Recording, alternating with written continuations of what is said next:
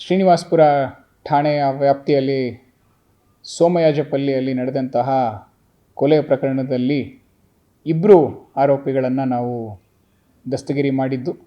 ಇದರಲ್ಲಿ ಸುಧಾರಿತ ನರ ಶಸ್ತ್ರಚಿಕಿತ್ಸೆ, ಮೆದುಳು ಮತ್ತು ಬೆನ್ನು ಹುರಿಯ ಅಸ್ವಸ್ಥತೆಗಳಿಗೆ ವಂಶೋದಯ ಆಸ್ಪತ್ರೆಯಲ್ಲಿ ಅತ್ಯಾಧುನಿಕ ತಂತ್ರಜ್ಞಾನವನ್ನು ಬಳಸಿಕೊಂಡು ತಜ್ಞರು ಆರೈಕೆಯನ್ನು ನೀಡುತ್ತಾರೆ.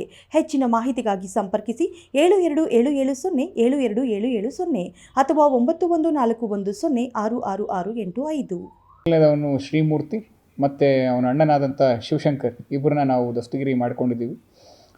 ಇವರಿಬ್ಬರು ಕೂಡ ಕೊಲೆ ಮಾಡಿದ ನಂತರ ಅವರು ಎಲ್ಲ ಜಾಗಗಳಲ್ಲಿ ಅವರು ಟ್ರೈನ್ ಮುಖಾಂತರ ಜಾಗದಿಂದ ಜಾಗಕ್ಕೆ ಹೋಗ್ತಾ ಇದ್ದು 4 ದಿನದಗಟ್ಟಲೆ ನಮ್ಮ ಜಿಲ್ಲೆಯಲ್ಲೇ ಕಾಣಿಸ್ಕೊಂಡಿರಲಿಲ್ಲ. ಅವರು ಕಂಟಿನ್ಯೂಸ್ ಆಗಿ ಮೂಮೆಂಟಲ್ಲೇ ಇದ್ದರು. ನಾವು ನಮ್ಮ ಟೆಕ್ನಿಕಲ್ ಇಂಟೆಲಿಜೆನ್ಸ್ ಮತ್ತು ಹ್ಯೂಮನ್ ಇಂಟೆಲಿಜೆನ್ಸ್ ಎರಡನ್ನೂ ಉಪಯೋಗಿಸಿ ಈ ಇಬ್ಬರನ್ನು ನಾವು ಬಂಧನ ಮಾಡಿದ್ದೀವಿ. ಇಬ್ಬರನ್ನೂ ಬಂಧನ ಮಾಡಿಸಿ ನಾವು ಆಲ್ರೆಡಿ ಜುಡಿಷಿಯಲ್ ಕಸ್ಟಡಿಗೆ ಕೊಟ್ಟು ಅವ್ರನ್ನ ರಿಮಾಂಡ್ ಮಾಡಿದ್ದೀವಿ. ಇದರ ಜೊತೆಗೆ ಇವರಿಗೆ ಒಬ್ಬ ಸಹಚರರಾದ ಮೋಹನ್ ರೆಡ್ಡಿ ಅನ್ನೋವನ್ನು ಕೂಡ ನಾವು ದಸ್ತಗಿರಿ ಮಾಡಿದ್ದು. ಅವನ್ನೂ ಕೂಡ ನಾವು ಜುಡಿಷಿಯಲ್ ಕಸ್ಟಡಿಗೆ ರಿಮಾಂಡ್ ಮಾಡಿದ್ದೀವಿ.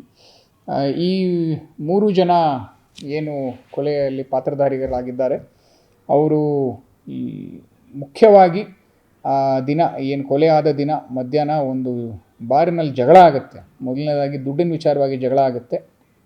ನಂತರ ಯಾರೋ ಒಬ್ಬ ಈ ಆರೋಪಿ ಮೇಲೆ ಉಗಿದಿರೋ ವಿಚಾರವಾಗಿ ಮತ್ತೊಂದು ಜಗಳ ಆಗುತ್ತೆ.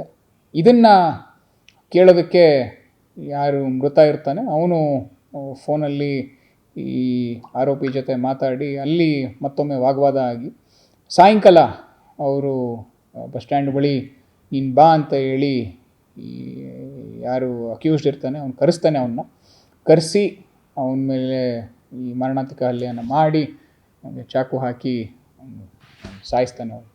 ಸೊ ಇದರಲ್ಲಿ 3 ಜನ ಯಾರು ಮುಖ್ಯವಾಗಿ ಪಾತ್ರಧಾರಿಗಳಿದ್ದರು ಅವ್ರನ್ನ 3 ಜನನ್ನ ನಾವು ದಸ್ತಗಿರಿ ಮಾಡಿ ಇವಾಗ ಆಲ್ರೆಡಿ ಜುಡಿಷಿಯಲ್ ಕಸ್ಟಡಿಗೆ ಕೊಡೋ ವ್ಯವಸ್ಥೆಯನ್ನು ಮಾಡಿದ್ದೀವಿ.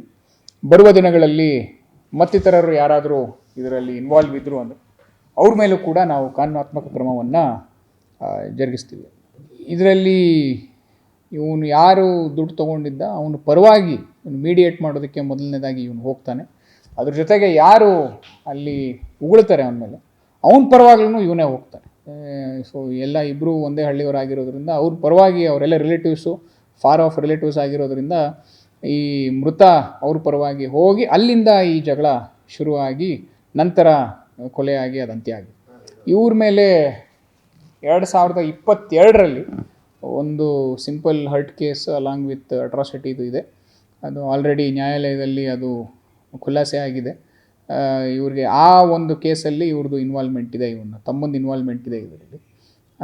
ಆಮೇಲೆ ಅದಲ್ದಲೇ ಇವಾಗ ನಾವು ಇವ್ರ ಮೇಲೆ ರೌಡಿ ಹಾಳೆಯನ್ನು ತೆಗೆಯೋದಕ್ಕೆ ಎಲ್ಲ ರೀತಿಯ ಪ್ರಿಪ್ರೇಷನ್ಸನ್ನು ಮಾಡಿಕೊಂಡು ಅವ್ರ ಮೇಲೆ ತೀವ್ರವಾಗಿ ನಿಗಾ ಇಡೋ ವ್ಯವಸ್ಥೆಯನ್ನು ಮಾಡ್ತಾಯಿದ್ದೀವಿ.